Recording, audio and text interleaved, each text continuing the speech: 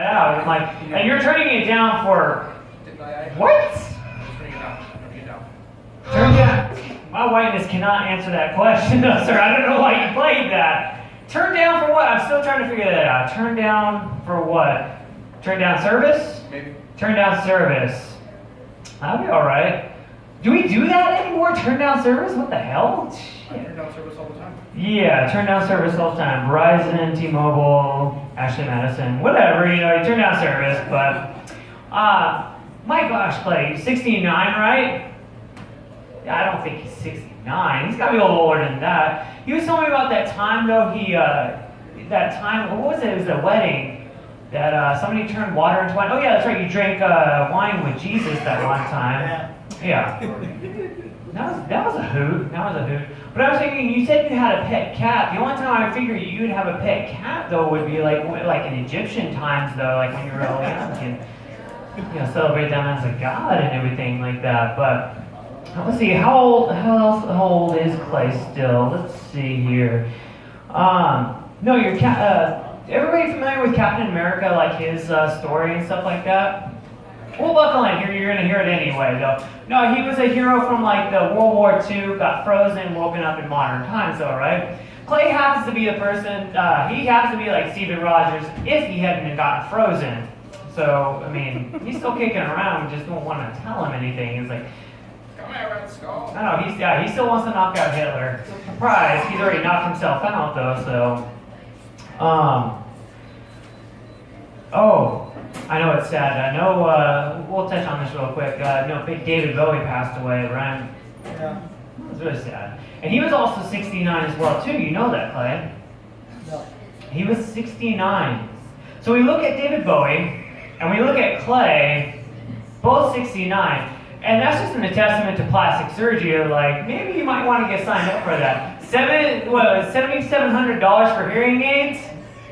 I think of a better investment if you might not be able to hear shit, but you might look pretty though. So, still talking about spiders from Mars though and stuff. No, my first encounter with David Bowie when I was younger though in Labyrinth. You guys, the Goblin King, right? You guys watched Labyrinth before?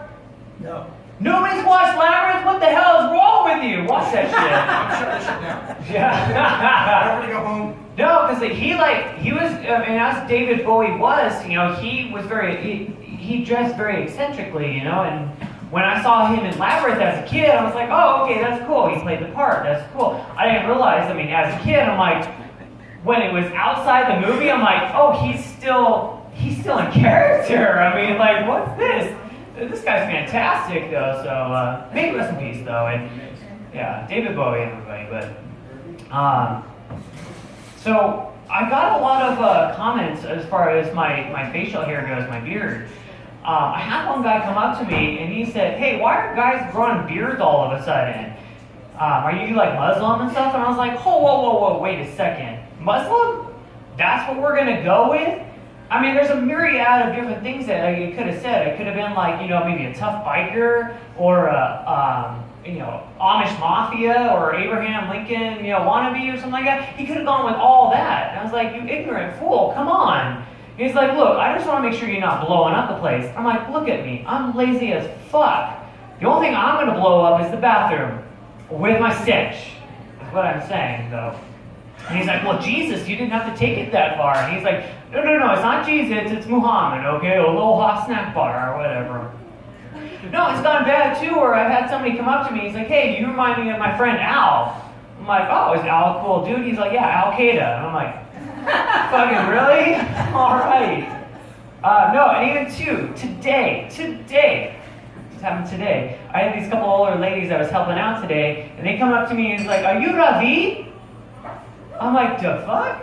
Ravi? And I'm like, no, absolutely not. I have a name tag on. It says Dan on there. It's like, no, my name is Dan. They're like, oh, you're not Ravi? And I'm like, again, we went over this. It's not Ravi. And I'm like, did you, what are you from? And I'm like, here in the desert, this little stinkhole right here, Victorville, Apple Valley, area, They're like, oh, okay. And it got me wondering, I'm like, I'm curious, where do you think I was from? They're like, oh, we thought you were Ravi from Israel. I was like, Israel, really? And then of course, you know what they said? It's because the beard. They think I traveled, or just because I grew a beard, that means I travel the world? I mean, like, come on, no. It's like, it's just interesting what people come up with on that, though. Yeah. Ravi. That's my new name, Ravi. You like it? I like it. Oh, that was Russian. No, if I take off my hat, because I know this kind of looks Muslimish, but if I take off my hat and glasses, I mean, maybe. It's like I'm Russian, I drink vodka all day. You want vodka, shut say do that, you know? Very good. До свидания, я русский мужик and all that. Strong like bull. Yes, strong like bull. I mean, I'd rather take Russian than I would take Muslim, though, but here I am, religious now, here we go. My goodness. You guys said you were married, right? Yeah. How long have you guys been married? 3 months. 3 months! You still honeymooning it? Oh, yeah. No.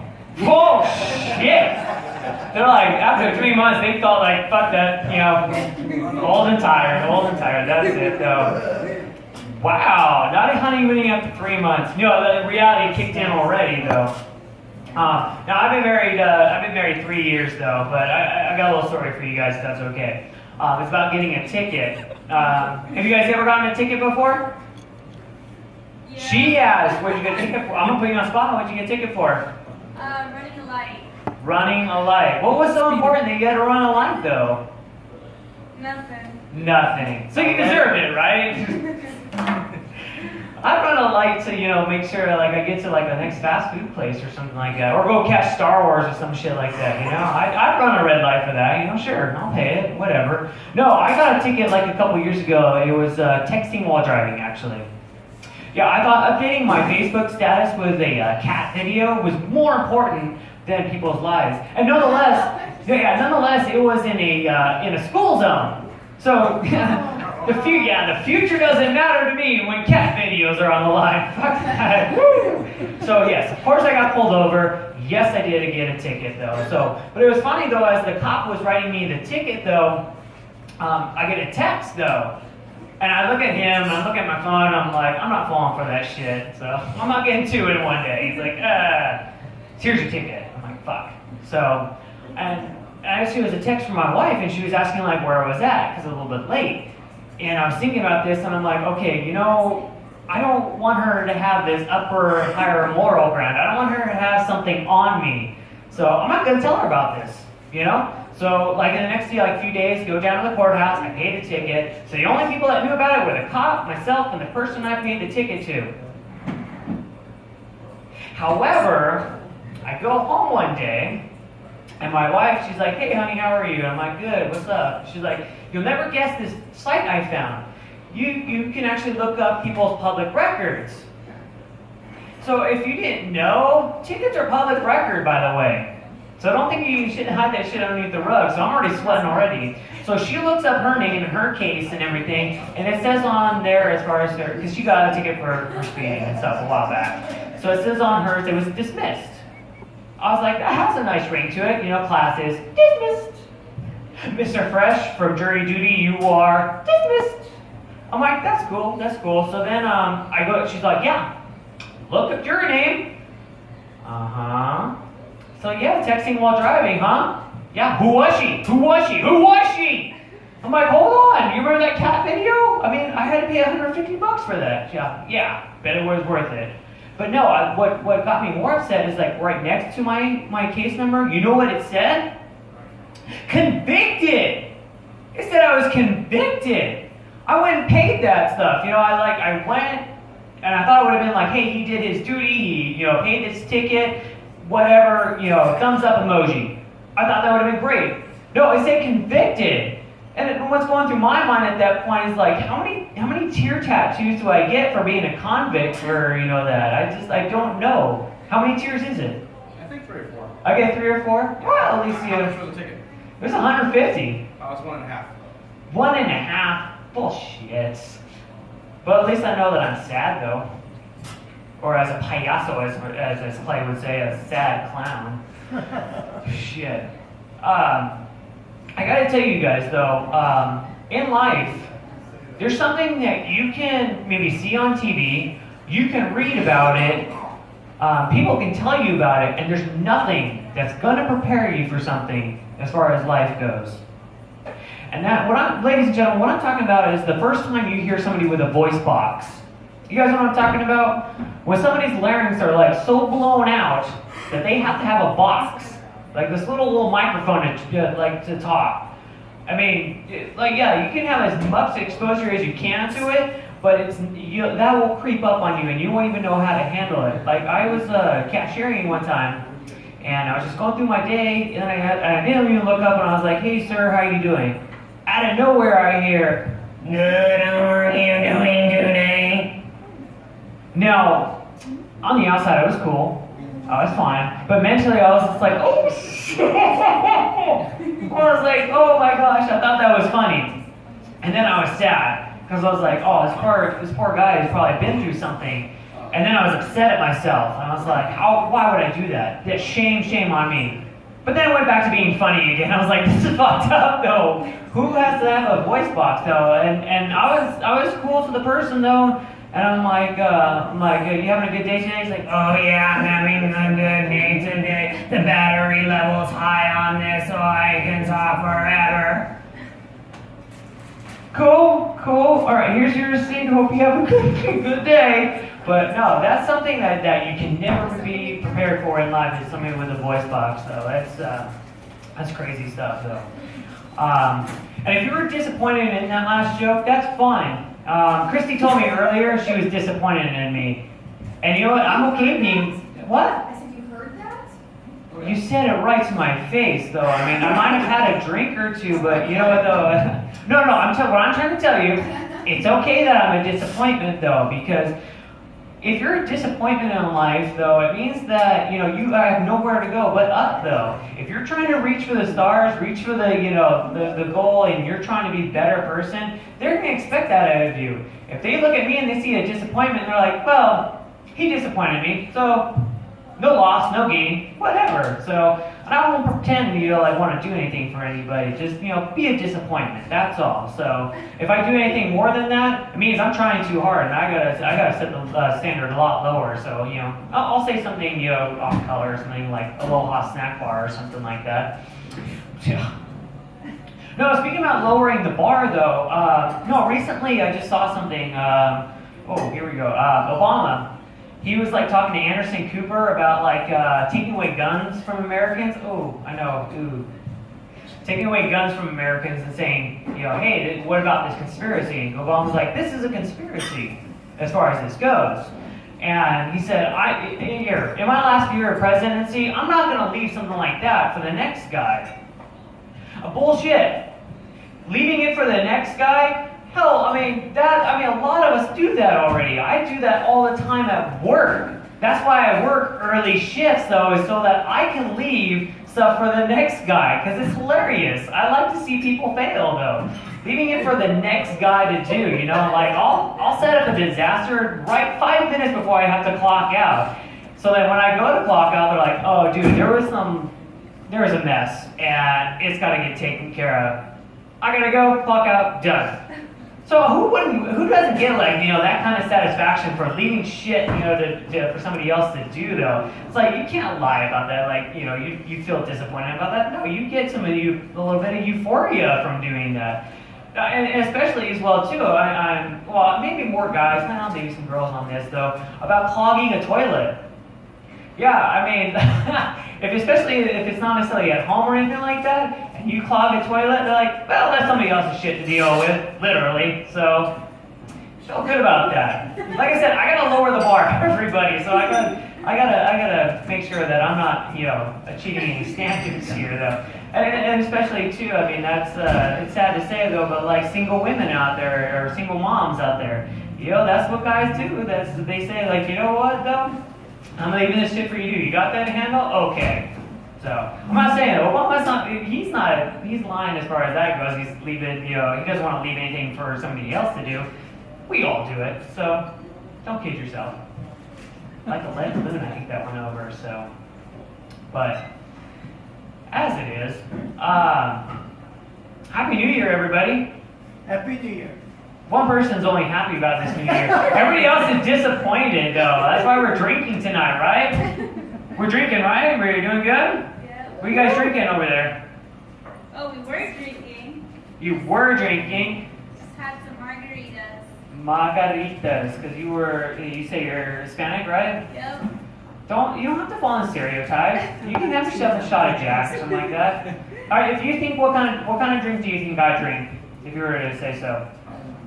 What's that? Not Sex on the Beach. That's later, sir. Smirnoff. Smirnoff, just yes, because I talked about earlier, I do shots of vodka, I do Smirnoff, and if times are bad, I do pop-off, that's pretty good too. Appletini. Appletini, this guy said Appletini, like you think I'm some kind of hipster or something like that. They're like, hey, and the only thing that's missing from that is a man bun, but again, I can't do this shit. There's not a lot of sodding on this field to have a stupid-ass fucking man bun. Although actually does kind of sound good again, the Appletini. Oh, Midori Sour. Oh, shit. Oh wait, no, I think I'm turning the other way. I'm like, yes, Appletini. No, New Year, celebrating, everything is good. Now, I was in a Chinese restaurant the other day, and they have a placemat on the tables and stuff, and they have like the Chinese zodiac. They have different animals of what different year it is. For example, last year was the year of the sheep, and now we're in the year of the monkey. That's kind of cool, though. You guys, I like monkeys. I think they're pretty fascinating and stuff. But let me ask you, what do you guys know what your year is? What animal you are? Absolutely not. Just drinking margaritas. That's all you care about. Okay. And Samantha, do you know what animal you are or anything? What do you want to share? No. Here's a lion. The lion? I mean, that's awesome. That's pretty good. That's pretty ferocious, though. I mean, that's a good year. Christy, I don't think I've ever asked you what year you are for Chinese zodiac. Do you know what animal you are? The pig. The pig? And that's also good as well, too, because they can look at all the stuff that they can eat, and they turn that into bacon. That's awesome. Very accurate. Yeah. So there's so many fantastic examples out there of what the Chinese zodiac is. Now, I'll let you know my year. My year's the year of the rat. The fuck? I mean, that all the things that it could have been, I was the year of the rat. And then we try to put positive characteristics and stuff like that. Like, oh, you're intuitive, you're smart, you know how to do things. It's like bullshit. I'm a disappointment first off. Second, I was like, they're dirty, they're liars, and my only role model that I have is Master Splinter from the Teenage Mutant Ninja Turtles, and he's just a hobo teaching turtles how to fight. How am I supposed to look up to that? That's messed up. So I was looking more into this, and if you didn't know that they go in different cycles of elements as far as what you could be. You could be like fire, you could be water, hell, you could be metal, and I thought, that's redeeming, a metal rat, that'd be awesome. I'm like, oh, I am a metal rat, clinkety clank, clankety clink. No, I didn't get metal. The one other element that I landed on is wood. I'm a wood rat, everybody. Born and raised in Anaheim to be raised as a wood rat. Actually, no, I was born in Israel, right? Because I'm Ravi. And if not, I am a Russian. Do they Russians have like a zodiac? Probably all black have them anyway, though. So, Russians. No, I'm a wood rat, but my astrological sign, Cancer. I'm a cancerous wood rat, everybody. That's so messed up. And all I can think of is that stupid song from Aladdin, thinking, cancerous wood rat.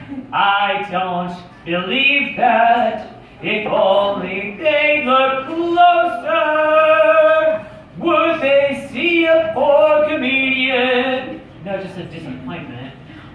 All I can say is why and fuck me. That's the ballad of the cancerous wood rat, everybody. That's really unnecessary. I mean, I'm just grasping at straws there, but thank you. I got a PSA for everybody. It's a public service announcement. We ready for this? As if I already haven't done shit already as far as that goes. Don't ever get high with Mickey Mouse. Yeah, why are you shushing me? Oh, actually, yes. But Why are you shifting me? You don't want to hear about the time I got high with Mickey Mouse? You've heard it before, though. How are you doing? She don't hear shit. No, no, I got a call from Mickey Mouse the other day, and he says he has like this new strain to smoke. I was like, okay, I'm down with that. So I go over and I was like, hey, what's up, Mickey? And he's like, oh boy, it's Danny Fresh. How the fuck are you? And I'm like, I'm good, Mickey. How are you? He's like, I'm good. I'm smoking this new stuff. You want to try it? It's called Crossover. And I was like, oh yeah, I'll try that. I hit that. I'm like, oh, were you talking to me? You talking to me? He's like, oh shit, he's having a De Niro crossover. Holy shit, that's awesome. I was like, that is pretty awesome. This is good. So I walk into the scene and I'm seeing like what everybody's doing. I noticed Donald in one corner, he's way into the party. He's sitting there going, You're so sweet. I was like, oh my gosh, Donald, pace yourself, dude. There's a lot of party to go. And then meanwhile, I got Tigger and Goofy in the other corner having giggle fits going, gorge, gorge. I was like, wait a second, that's the fucking Pillsbury Doughboy. He comes up to me and he's like, nothing is loving like the sweet thing ganja. I was like, holy shit, that's a sourdough roll if I've seen one. That's awesome. But, no, it's a good party though. And then there's a tap at the window. I was a little curious. I go over there and I was kind of peeking out. I didn't see anything. And then all of a sudden you hear this, "Is your wax in your high, motherfuckers?" I was like, oh shit, that's Gollum from Lord of the Rings. I'm like, what the fuck are you doing out there? He's like, "You want to smoke the Roxas's preciouses?" I was like, is he offering me crack cocaine? What the fuck is going on? Mickey comes over to me and he's like, look, you watched one season of Breaking Bad with him and he thinks you're Heisenberg. Just ignore him. I was like, yeah, I'm not going to be down with that. Like, fuck off, Gollum. I'm like, shit. Mickey gets this brilliant idea too. At one point, he decides to shotgun Pluto. He's like, "Hey, get ready for everybody, shotgun everybody." He's like, "Whoa, Mickey, I don't think so." He's like, "That's a Scooby-Doo crossover. This is the piece. I was like, "Wow, Mickey, you know, that's good." But we're all having a good time. We're partying. But we get a knock at the door, and I was like, hopefully that's not Gollum. But when we answer the door, you'll never believe it. It's like, hi, hello, everybody. Kermit the Frog here. However, Mickey wasn't too happy about it, because he goes up to me, he's like, oh no, motherfucker, you owe me money. You better pay up. Oh, you know me, I'm good for it. You know, it's not easy being green. Let me smoke some of that green. I'm the life of the party. Come on. And he's like, all right, whatever. So he hands him a little doobie. He smokes it. He's like, hi ho, hey ho. I'm having a Snow White crossover. Waka waka. I was like, God damn it, that's Fozzie's line. Stop stealing his shit. I'm so high, I'm getting the munchies. I might have to go home and have some pork chops. I was like, dude, what you do behind closed doors is none of my business. Cochino, I mean, come on. It's nasty. And I had a Mexican crossover right there, and I'm sure that Donald Trump would appreciate that one, though. But anyway, so we're having a good time. But all of a sudden, somebody said that the cops were called. You know, I wasn't worried. I had my card, whatever. But Mickey's freaking out, and he's like, listen, I got some illegal AK-47s, some prostitutes, and 2 tons of black tar heroin in the back. We need to go. And I was like, yeah, we need to go. Let's get out of here. So, Goofy starts heading for the door, just going,